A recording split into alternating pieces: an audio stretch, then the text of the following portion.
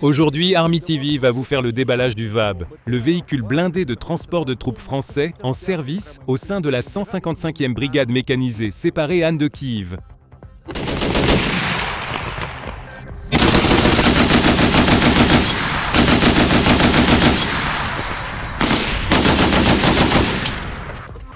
Ce BTR, véhicule blindé de transport de troupes, a été fabriqué pour l'armée française par la célèbre entreprise Renault. Il a connu son baptême du feu lors de la guerre du Golfe. Le nom complet du VAB est Véhicule de l'avant blindé, ce qui signifie machine de première ligne. Cependant, la première ligne ne ressemble plus à ce qu'elle était autrefois. Par conséquent, dans sa configuration standard, le véhicule ne répond pas toujours aux défis du front de la guerre russo-ukrainienne. Le châssis de ce VAB est équipé de meurtrières, permettant à l'infanterie à l'intérieur de mener le combat et de riposter avec des armes légères.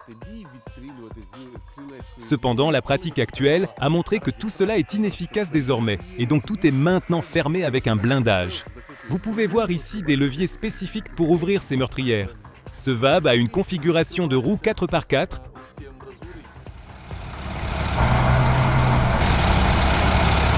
mais il existe bien sûr des versions 6x6 dans les versions plus modifiées. Et maintenant, nous allons nous rencontrer et discuter avec le mécanicien conducteur de ce VAB. Dis-nous comment il se conduit, quelles sont ses particularités.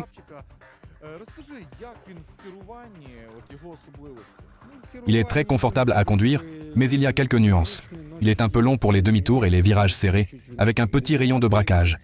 Un léger inconvénient, c'est qu'il craint un peu la boue. La puissance lui suffit, mais quand c'est de l'argile, il dérape beaucoup. Par exemple, quand il tombe dans des ornières, il est très difficile d'en sortir car il est sur 2 ponts. Le petit inconvénient, c'est qu'il a très peur de l'argile. C'est vous qui avez ajouté ce blindage pour le sécuriser? Oui, c'est une protection contre les drones, un filet. Il y a à la fois un cadre métallique et un cadre en filet ici? Oui, c'est parce que nous avons principalement une guerre de drones en ce moment.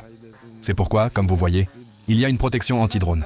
Nous avons actuellement 2 systèmes de guerre électronique, à l'avant et à l'arrière, car un système de guerre électronique ne fonctionne que dans une seule direction. L'avant est protégé, ainsi que le côté. Parlez-nous de la boîte de vitesse que vous avez. Ici, si je comprends bien, c'est une automatique. La boîte de vitesse que nous avons est automatique actuellement. Nous avons aussi beaucoup de véhicules équipés d'une boîte robotisée. Avec quoi préférez-vous travailler? En quoi? Pour moi, je préfère la boîte robotisée, parce que tu contrôles toi-même la vitesse. Tu contrôles l'accélération du véhicule. Il est maniable. Il atteint des vitesses impressionnantes. Sur une bonne route, un chemin de terre, c'est 60 à 90 km/h. Et sur l'asphalte, on peut en tirer 100 km/h. Normalement, vous transportez environ 8 fantassins? Il est arrivé qu'il y ait jusqu'à 12 personnes. C'était déjà les uns sur les autres. C'est quand il n'y a vraiment plus le choix. Il fallait survivre. Tout le monde le voulait. En effet, si les gars ont de petits sacs à dos d'assaut, 8 personnes peuvent monter qu'un ici. Mais si l'on y ajoute déjà des munitions, du carburant supplémentaire, des EcoFlow, alors l'espace peut être un peu juste pour 10 personnes aussi chargées.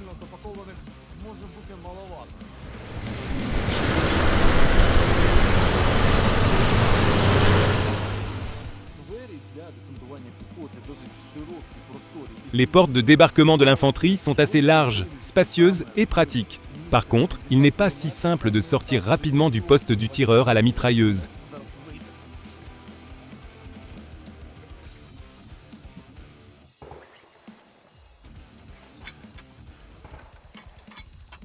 Voyons comment je vais m'en sortir maintenant.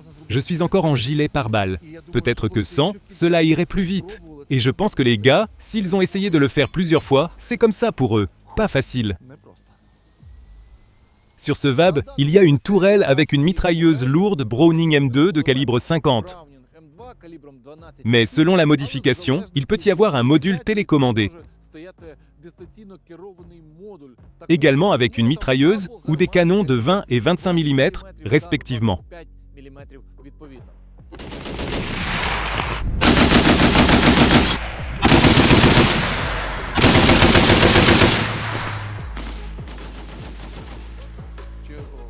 As-tu eu l'occasion de travailler dessus et quelles tâches avez-vous effectuées? Oui.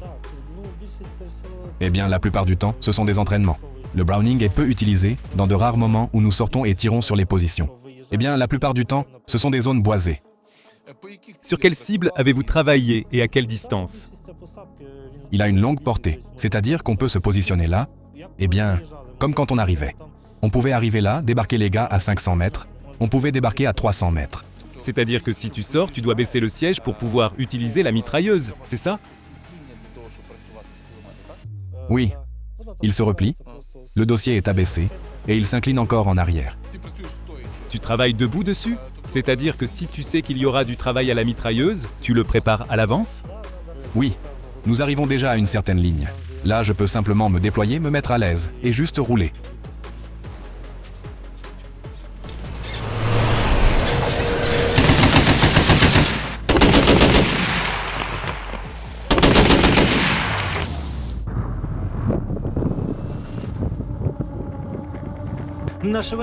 À une vitesse folle et presque silencieusement, le véhicule blindé de transport de troupes fonce vers son point de destination. À l'intérieur du BTR se trouvent des combattants de la 24e brigade, du nom du roi Danilo. En chemin, les défenseurs sont presque silencieux. Chacun est concentré sur l'accomplissement de sa mission.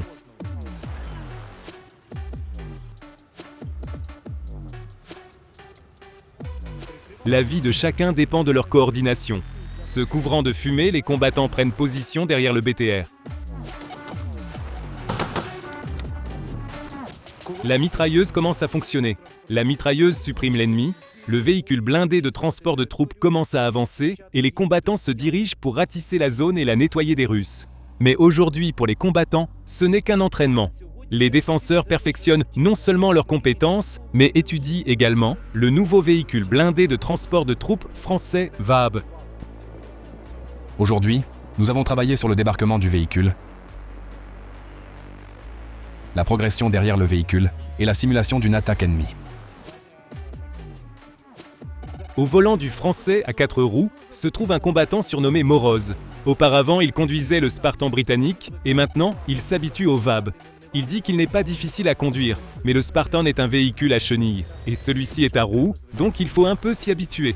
Sur la neige et la glace, c'est la première fois pour nous, nous n'avons pas encore roulé.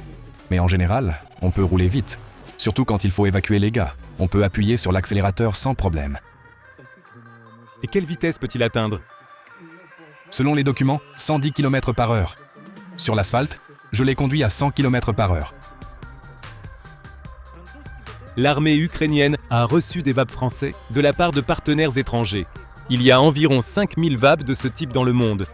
Paris a commencé à les fabriquer au milieu des années 70. Mais malgré leur âge, ces véhicules blindés de transport de troupes sont maniables. Ils franchissent facilement le tout-terrain et leur blindage protège contre les tirs légers et les éclats d'obus. En cas d'évacuation de blessés, au moins 3 personnes peuvent y prendre place. De plus, les VAB sont pratiques pour livrer des munitions ou des provisions. Cependant, pour faire face aux réalités actuelles, son extérieur doit encore être amélioré et protégé contre les drones.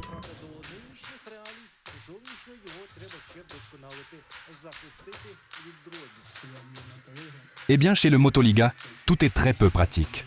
Premièrement, il est très difficile d'y monter et d'en descendre. Tout cela prend du temps, et le temps est parfois très précieux. Ici, c'est beaucoup plus rapide, mieux, plus réfléchi. Actuellement, c'est l'un des BTR les plus populaires et les plus répandus au monde. L'Ukraine est devenue 16e pays à posséder le VAB dans son armement. Au début de l'invasion à grande échelle, les partenaires étrangers avaient promis de transférer 400 de ces véhicules à notre armée. Et la plupart accomplissent déjà des missions de combat sur le front ukrainien.